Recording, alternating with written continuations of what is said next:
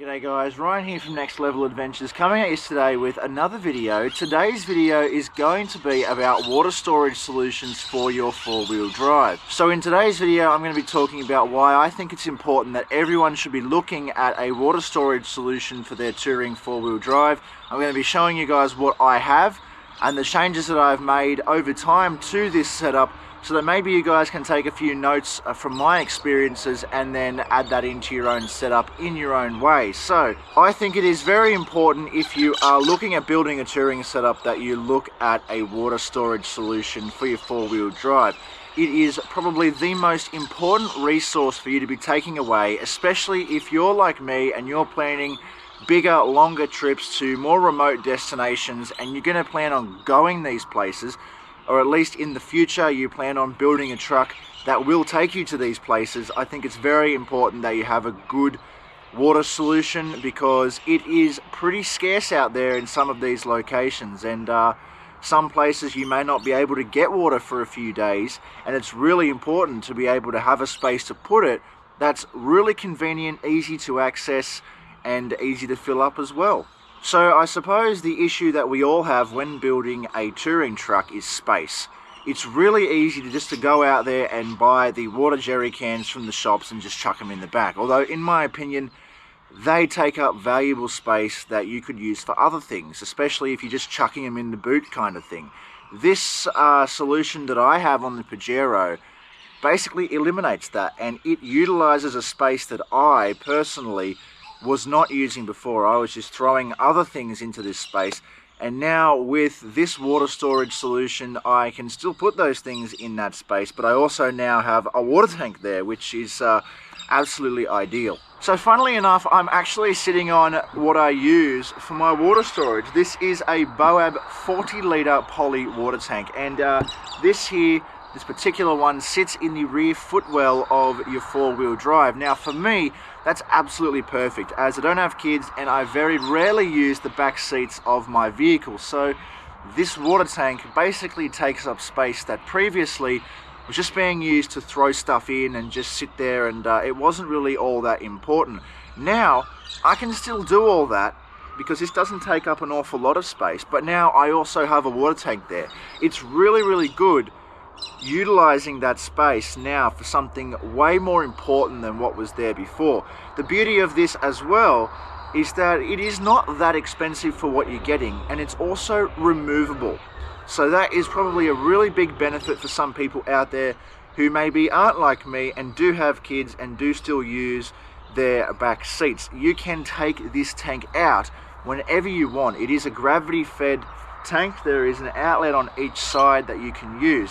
Now on that note, we will come back to this later when I explain my setup and what I have changed with this over time. That is going to play a crucial part for me. But anyway, as said, this, like I said, sits in your back seats there, fills up nicely from one point right here. For this particular item, both sides can be plumbed up, and that is how it ideally should be for this particular product. For my uses, that wasn't so great. So I bought this particular product before I had the rooftop tent, and long story short, after I bought the rooftop tent, it was no longer practical to run this particular water tank because of the part that I'm sitting on right here. There is a slight little divider in the middle. Previously I just had two water jerry cans on one side and I was just chucking all the other stuff in there. And now with this, it really evenly distributes the weight a lot better in the back of the four-wheel drive, and I can still put everything on top of it. This tank is designed to have things put on top of it, so I think that's really beneficial. It's a really good way to spend a couple of $100s. It's actually pretty cheap in my opinion for what you're getting. The other beauty of this particular thing is that it's removable. So if you aren't like me and maybe you still do have kids and you do use your back seats, you can have this water tank in there. It requires no screwing, no nothing. It just sits in there and you can take it out when you're not using it. I think that is really cool. Just take it out, sit it in the shed somewhere and put it in when you are going to use it. It's really simple. It's actually gravity fed.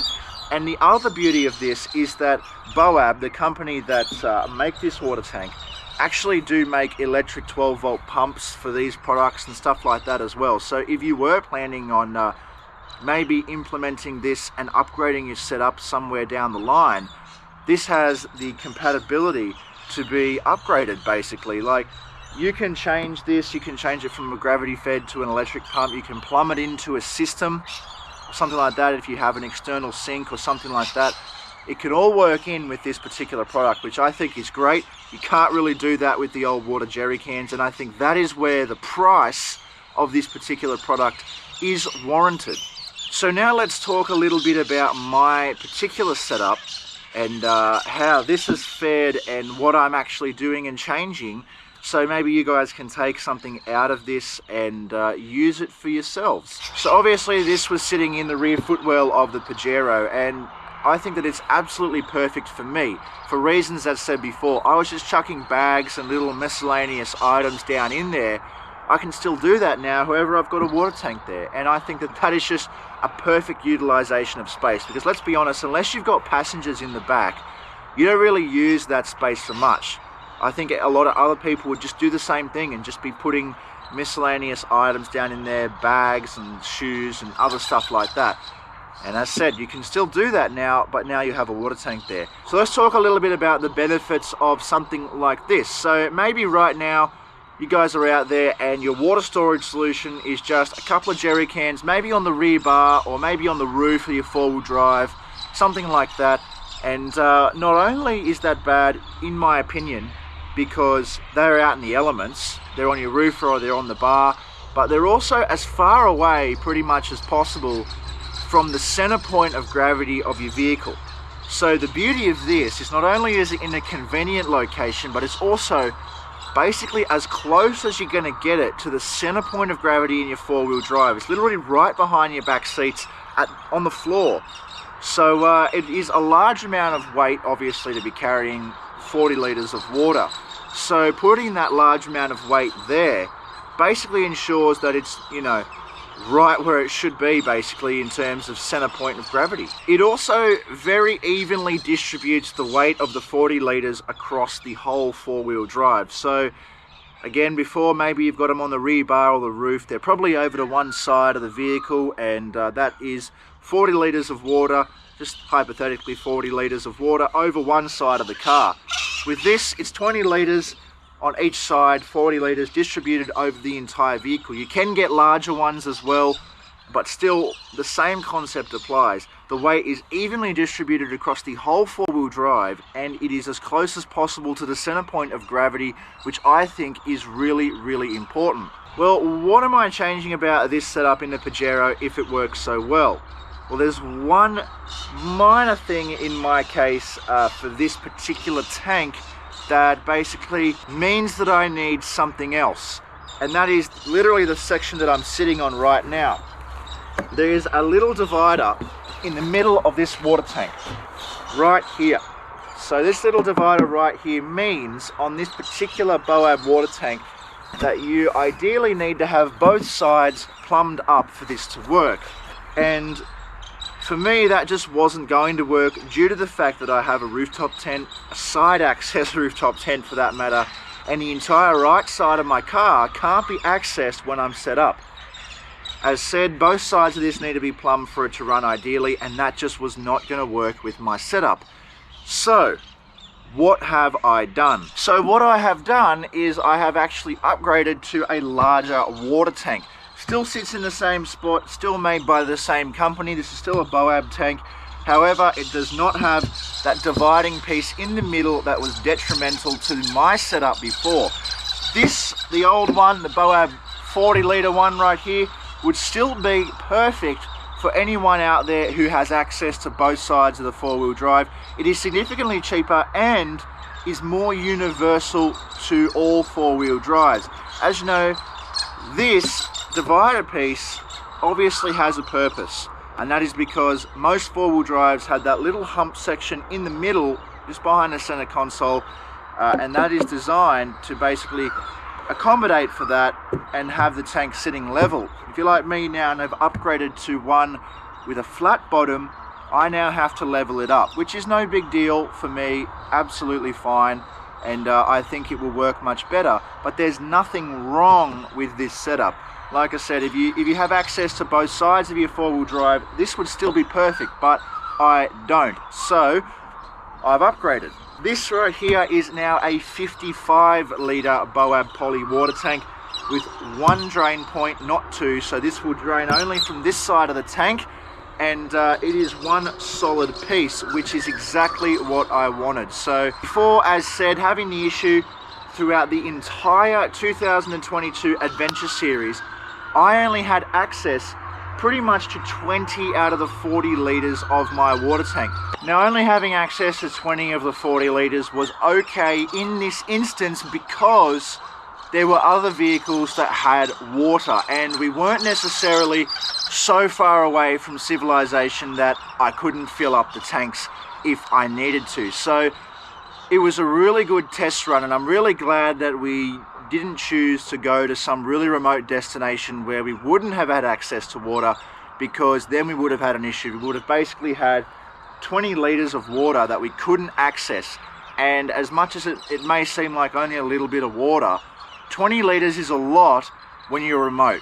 And so for that reason, due to the fact that I am planning trips where that will be the case, I thought I need to upgrade, and I need to do it quickly, so that if I do choose to go on one of these trips, I don't have to worry about that. And to be honest, this was probably the only major thing out of the entire setup that I thought that needs to change, and that needs to change quickly, due to the reasons as I just said. So the main reason that I wanted to make this video obviously was so that I can tell you guys about my setup, and hopefully you guys can take something away from it. So as you probably noticed, the difference comparing between the two BOAB tanks is that one is taller than the other. So I've obviously refined my rear setup to accommodate this right now, but there are tons of different poly water tanks available on the market, it's even from BOAB, that you can choose to accommodate your setup.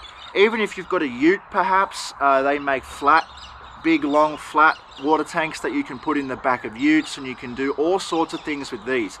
It's really an oncoming trend to get a poly water tank these days compared to a big steel sub water tank or something like that on a ute canopy. Even though that they're still popular, I really think that these are starting to become the way to go. They are far less expensive, they are removable, they are also adjustable. If this one doesn't work, you can go out and buy another one and still be under the cost of some permanently fitted water tanks and plumbed up systems. You can also add to this. You don't have to buy this and then put in a full pump system all at once. You can buy this and use the gravity fed function, then over time slowly upgrade it. So the options are way more appealing, I think, to the average person to be looking at something like this compared to a permanent water solution. Of course, if you've got the money, the permanent water solutions are obviously great quality and are the price they are for a reason. It's more like a buy once, you cry once sort of system, but this is also another adequate option, I think. It's not cheap and nasty, definitely not. It is quality products that you're buying here when you buy something like this.